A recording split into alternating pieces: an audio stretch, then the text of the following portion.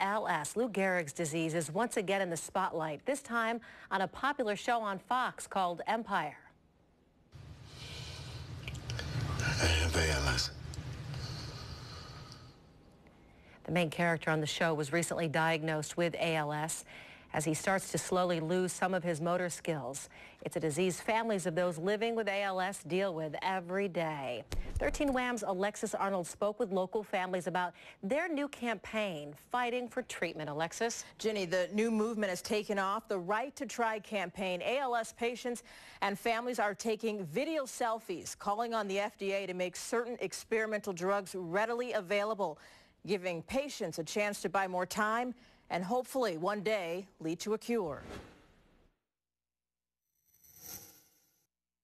Other than my dad, I'd never met anyone else before who ever had it. Cindy Ling watched her father die from ALS. Now Cindy is living with the disease, diagnosed in 2013. The first symptoms she experienced was the loss of her legs.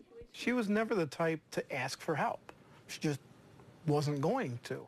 Now Cindy relies on her husband John for some of her most basic needs. I just hate that I have to always ask my husband to get me in and out of chairs and, to help me get dressed.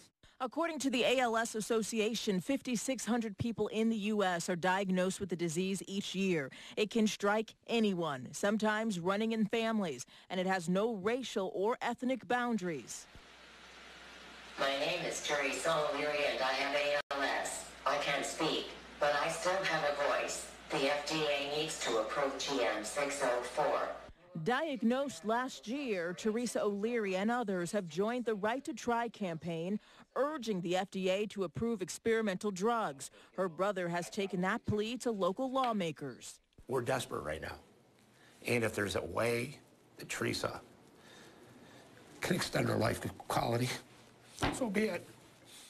The average lifespan for someone diagnosed with ALS is 2 to 5 years. The drug, Riluzole, was the first to extend a person's life by a few months. Neuromuscular specialist with URMC, Dr. Robbie Tawil, supports the fast approval of such drugs, but says it can be complicated. It's difficult to know where to draw the line. It really depends on that particular medication, how strong the evidence is at that point, how safe it is. But some patients and their families say it's worth the risk. They're right to try.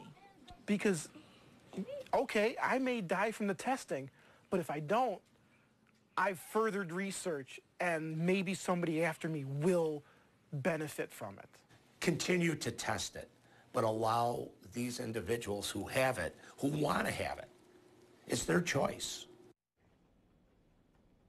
Dr. Towell says there is new information coming out that is hopeful for the future treatments of ALS.